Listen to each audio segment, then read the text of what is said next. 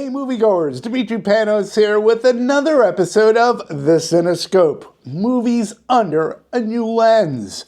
And in this week's episode, I will be putting the movie Novocaine under the Cinescope. Well, Novocaine is the funniest, most romantic movie this year so far, and it's not a romantic comedy. No, what it is a violent, bloody action movie about misfits, friendships, and falling in love. Nathan Cain can't feel a thing. Well, physically that is. Nate lives with a rare genetic disorder known as SIPA, just congenital insensitivity to pain with anhidrosis. Not only can he not feel pain, he can't feel whether something is hot or cold. He's forced to create an incredibly contained, safe world, controlling everything he does to avoid injuring himself.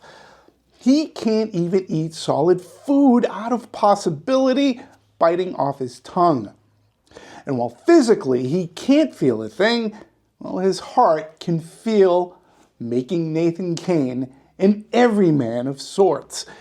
The movie opens with a great paradox. The opening credits play out with a music bed of REM's Everybody Hurts. It's a few days before Christmas, and Nathan Cain's very controlled existence is about to get out of control. And I mean way out of control. For perhaps the first time in his life, he's going to feel love. That comes in the form of Sherry, a bank teller where Nathan works. He has been pining over her for months, his feelings not numb to fear and insecurity. If Novocaine were a romantic comedy, how the two meet would be considered one of the genre's most popular tropes, the bump-in. But instead of papers flying, Sherry accidentally bumps into him and spills hot coffee on Nathan. She's concerned about ruining his shirt. He's more focused on the second-degree burns developing on his hand. This accident opens the door to the two having lunch. It's the start of Novocaine. Is near perfect. It does what a good screenplay should. Not only set up the story, it introduces the characters and provides the moviegoer with vital information without it feeling like heavy exposition. Not only does a romance blossom, you learn of Nathan's disability as well as Sherry's character makeup. Within 15 minutes, you're hooked and you feel for Nathan. You understand his fear and applaud his courage for putting himself out there. And out there he goes. After an incredible day, going into work isn't the same for Nathan. It's Christmas time and love is in the air. Life's good, till some bad Santas ruin it. Masked with white beards, red suits, and guns, they break into the bank vault. Leaving, they take Sherry hostage. After a heat-like shootout, Nate decides to go after the woman of his dreams. The pain in his heart overcoming his physical lack of sensation. From there on, Novocaine becomes a crazy, zippy, action-packed, blood-soaked, at times hysterical, car chase and fight fest.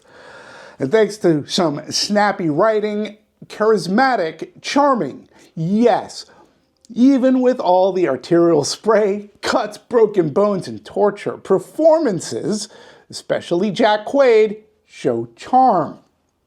And that's where Novocaine succeeds. The movie has enough heart that even the squeamish will stick with it. Directors Dan Burke and Robert Olson get it. They understand in order for this high concept, a character who doesn't feel pain, and you put him through the ringer, he's not a superhero, and just because he doesn't feel pain, he can still suffer. They put a nice twist into the action genre by almost showing how movie magic is done. There's a scene where a bad guy, not knowing of Nathan's condition, he wants him to really feel pain, and as he inflicts his torment, Nathan has to act as if he's in excruciating pain. If you're the type of moviegoer who will at times remind yourself, it's only a movie, well, Novocaine exposes how acting can sell a scene. Normally, a character would be screaming. Take Dustin Hoffman in The Marathon Man. It is excruciating to watch Laurence Olivier's Zell perform sadistic dentistry. It's only a movie. Dustin Hoffman has to sell the pain. In Novocaine, it's the opposite. Jack Quaid isn't really being hurt. Not at all. And playing a character that doesn't feel that hurt, he has to play it like he does. The moviegoer is in on the joke, even though what Kane is going through would, under normal circumstances, be wincingly disgusting. The scenes are turned on their heels and violence becomes humorous. I found the irony of filmmaking, because he's not really being hurt to begin with, yet it all becomes quite jokingly ironic. That is the cleverness of the direction and the screenplay. Screenwriter Lars Jacobson also gets it. Earlier I mentioned the opening and introductions of the main characters, Nathan Kane and Sherry. Jacobson lays out all the groundwork and in short time builds a romance I believed in. Both characters have their own baggage, and in a very tender scene, and I'm paraphrasing here, Sherry tells Nathan, we're all hiding something that we only want that special someone to find. And boom, it says it all about the characters. Jack Quaid and Amber Midthunder make a great on-screen couple as Nathan and Sherry. You believe in Nathan's happiness and feel for him. And Midthunder makes you believe Sherry is worth finding and fighting for, even hurting for. Jacob Batalon as Nathan's video game buddy, Roscoe plays more than sidekick as he has in recent Spider-Man movies. Straight up, I like Roscoe better than his Ned Leeds character. Nathan and Roscoe have never met face-to-face. They only know each other as their RPG video game alter egos. Roscoe is reluctantly dragged into Nathan's adventure. He too is taken out of his shell and their friendship transcends button-mashing spellcasting.